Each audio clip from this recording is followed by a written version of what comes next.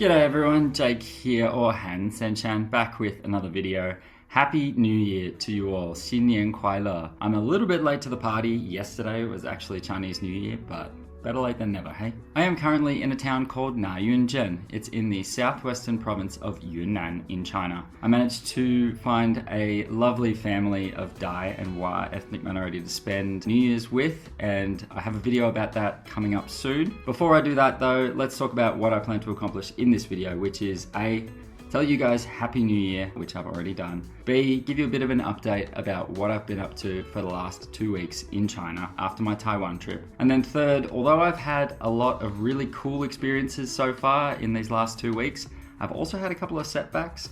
One of the main ones being I managed to crash my drone in Yangshuo. Yeah.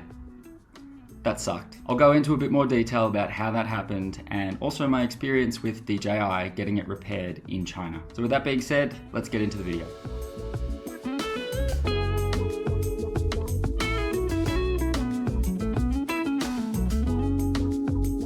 So what have I been up to over the last 2 weeks? I had a really great time in Taiwan where I filmed quite a lot of content. I filmed pretty much every single day. And the reason I did that, I think, is because I didn't bring my laptop to Taiwan. So I ended up just thinking, oh, I'm doing all these cool activities. I might as well film it all. And then when I got back, I was like, man, I have a lot of content now. And it takes me like a solid 2 days to edit a video. So if you think about it, I've got 6 days of content, that's 12 days full of editing just to get through those 6 days. Now, I've realized since I started posting the Taiwan videos that I guess my audience, you guys are not as interested in Taiwan as you are in China, which is fair enough. But I guess selfishly, I wanted to put the videos up anyway because I wanted them as a memorabilia for myself, which I've done now. The last Taiwan video I think will be coming out tomorrow, and then after that, I'll get back on track with some China videos for you all. So what have I been up to since Taiwan? I started my trip from Xiamen and traveled straight to Yangshuo in Guangxi province. When I got to Yangshuo, basically nothing went to plan. It was seriously cold. Yangshuo saw its first snow in 20 years. It rained pretty much every single day, and then I managed to crash my drone as well, which I guess the whole experience of which I will delve into in the later section of this video. But let's just say Yangshuo was not the best way to start the trip, but it's gotten better from there. After Yangshuo, I went to a city called Nanning, which has about 6 million people. It's about the size of Melbourne, which is where I'm from. It's classed as a, not a very big city in China, but it does have DJI stores, and that is why I went there. When I was in Nanning, it was super cold as well. It was about equally as cold as Yangshuo, close to like 0 degrees overnight and tops of only like 10. It wasn't the place that I wanted to be. So I asked DJI if I could get the drone sent to another city. They said yes. And then I started my search for a warmer city to go to. So after Nanning, I traveled to a place called Xishuangbanna, which is in Yunnan province in China. It is a beautiful city, home to a few ethnic minorities in China, mainly the Dai people, and it can be seen in all the architectural elements. All the buildings are laced with gold, and there are peacocks everywhere, elephants everywhere. It is just such a beautiful city, although lately I think it's become a huge tourist town. It is one of the only places that you can see elephants in China in the wild, but because they're so rare, they've actually started these, elephant shows, if you like, and that didn't really interest me, so I didn't do any of that. I actually ended up just sitting in the hostel for most of the time, making friends and working on videos. It was a really, really lovely week. I will have a couple of videos coming out about Xishuangbanna in the future, so I won't spoil them here. While I was in Xishuangbanna, I wasn't really sure where I wanted to go afterwards, and I met a guy who said I should go to a place called Jingmaishan, which is a scenic area not too far from Xishuangbanna. The quirky thing about this leg of the trip was you cannot book any places to stay in advance in this part of Yunnan. The guy who I met in Xishuangbanna just said, take a bus to this bus stop, ask a guy to take you up the mountain, ask him to drop you here, and then start walking around and see if you can find a place to stay. So it was a serious adventure. I'm glad I did it because I found this lovely Dai family. They put me up for 3 nights. It was a really, really lovely experience. I also have a couple of videos that I made in Jingmaishan that will be coming out quite shortly, so also I won't ruin it.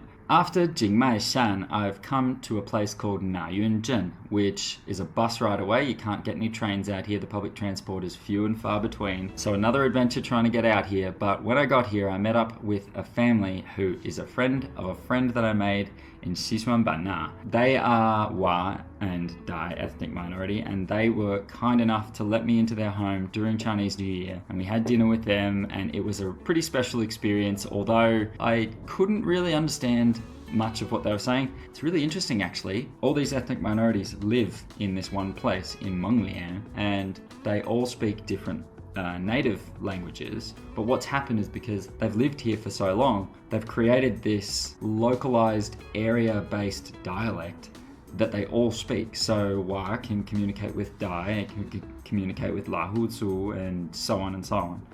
And it's really, really interesting, but unfortunately, I did not understand a word of it. It was an interesting experience nonetheless. I'm really appreciative of them for letting me into their home and letting me see some of their customs of how real people in China in these local far out towns spend Chinese New Year. And that pretty much brings us up to date so far. So as you can see, I've got a lot of videos that I haven't edited yet. I started in Taiwan incorrectly, I found. As a traveling YouTuber, it is prudent that I do not film 6 days in a row without editing anything. I've learnt my lesson, and we'll see if I can catch up. Hopefully I can. Bear with me while I do. I appreciate you guys sticking with me. I've got 2 weeks left.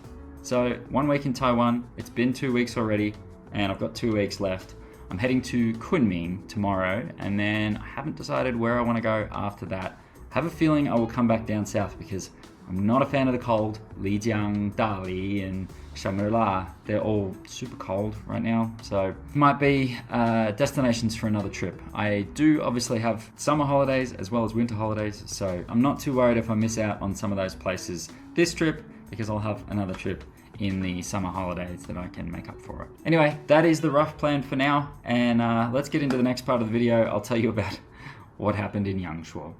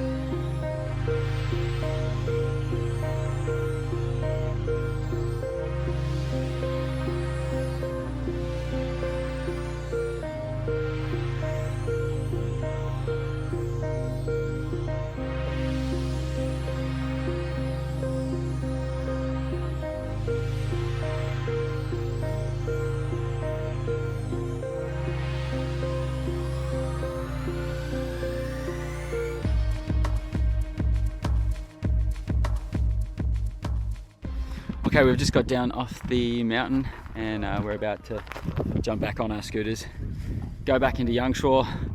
This idiot flew his drone. I wanted to get one of those really cool shots over a mountain, and I ended up flying my drone into a tree. We managed to recover the drone. I actually could not believe it. It was limping for a while. You can probably, I might put the whole footage up on YouTube because it's kind of funny. But you can see it limping for a while, and then I thought I lost it. Signal completely lost. Screen went black, and I was like, "That's it, it's done." And then all of a sudden, it just came back on, and I just kept pressing up and forward, and I could see a little map on where it was, and it was slowly limping towards it. It said it had like 2% battery left, and then it just like flew straight towards us, and I was like, "Oh my god!" It flew it straight into a tree that was right at my feet, and went and picked it up. The camera came out of the drone, so it was like all over the place. Some of the propellers are a little bit buggered, so I think I'm going to go to Yangshuo town and see if I can find a Xiudian, somewhere I can get it fixed, and then hopefully I can take it on another hike tomorrow and not crash into a tree this time. Anyway, just thought I'd do a little download of what just happened there. So it is Thursday right now. I crashed my drone last Thursday on the mountain. I then came down the mountain. I tried to find a place to repair it, couldn't find one. The next day I was like, all right, I'm gonna say goodbye to everyone. I've got to go to Nanning and find a DJI store. I found one in Nanning. It was awesome. I went into the store. They were super helpful. I handed my drone in. They sent it off.